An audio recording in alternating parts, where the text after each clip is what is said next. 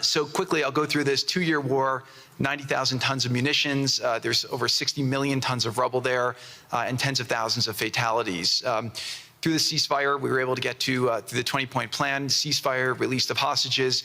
Getting the UN resolution passed was a huge, huge effort, really thanks to Mike Waltz and the whole team there. They did an incredible job. And we've then, with the help of the UN, we've worked very, very well with them. This is why you need a new organization like the Board of Peace to work with the UN. I want to thank Tom Fletcher, did an incredible job of really getting it going. We've done historic humanitarian aid. Going forward, number one thing is going to be security. Obviously, we've been working very closely with the Israelis to figure out a way through de-escalation. And the next phase is working with Hamas on demilitarization, which I'll talk about in a second. But without security, nobody's going to make investments. Nobody's going to come, build there. We need investments in order to start giving jobs. We want to take these people. 85% of the aid of Gaza, 85% of the GDP of Gaza has been aid for a long time. That's not sustainable. It doesn't give these people dignity. It doesn't give them hope. And so we want to use free market economy principles, a lot of what President Trump spoke about that he's doing in America. We want to bring the same mindset, the same approach to a place like Gaza to give these people the ability to thrive and have a good life. Let's see.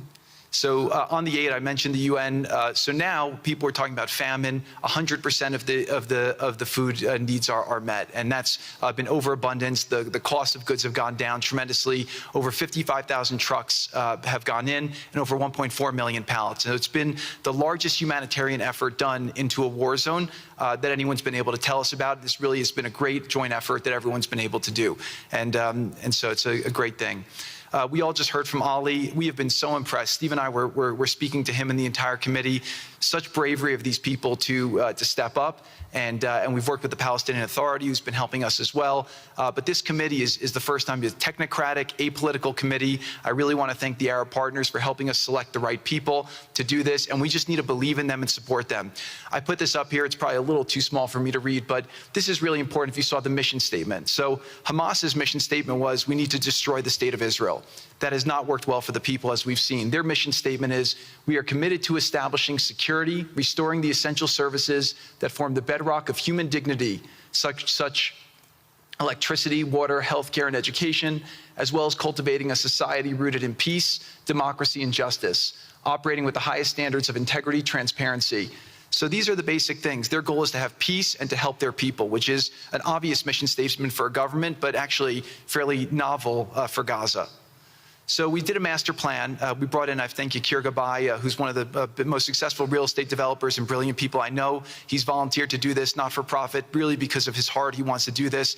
And we've developed ways to redevelop Gaza. Gaza, as President Trump's been saying, has amazing potential, and this is for the people of Gaza. We've developed it into zones.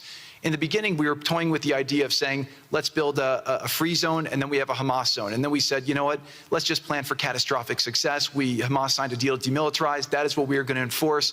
People ask us what our plan B is. We do not have a plan B. We have a plan. We signed an agreement. We are all committed to making that agreement work. There's a master plan. We'll be doing it in phasing. In the Middle East, they build cities like this in 2-3 million people. They build this in 3 years. And so stuff like this is very doable if we make it happen. Rafa will start with. This will show a lot of workforce housing. We think this could be done in 2-3 years. We've already started removing the rubble and doing some of the demolition.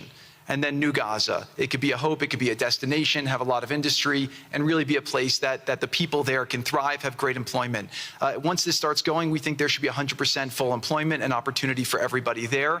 And we have a lot of data on what can be, but we think that this really gives the Gazan people an opportunity to live their aspirations. But it all starts with security, and it all starts with governance. Final note I'll just say on the Board of Peace, which is that all the lessons we're doing is we're basically studying the best practices from all over the world, and we're watching who does education the best, who does healthcare delivery the best.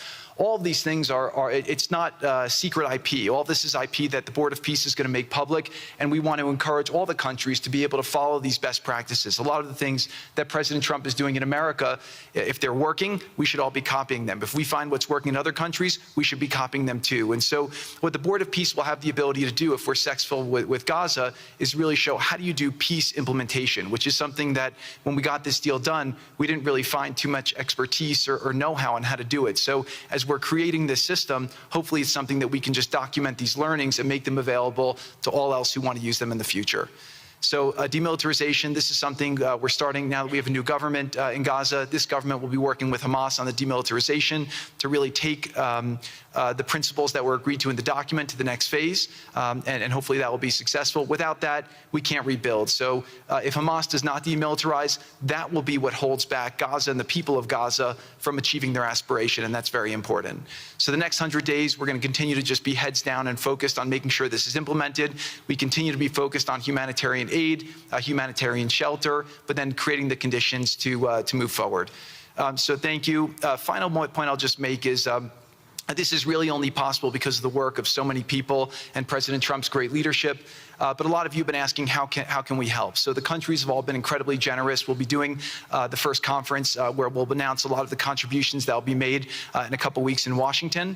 From the private sector, there'll be amazing investment opportunities. I know it's a little risky to be investing in a place like this, but we need you to come, take faith, invest in the people, try to be a part of it. And then finally, I'll just talk to people on the media and on the social media, which is, this deal only happened because we worked with Israel, we worked with Turkey, we worked with Qatar, we worked with Saudi, we worked with Egypt. I mean, everyone worked together. We worked with UAE. We all worked together to make this happen.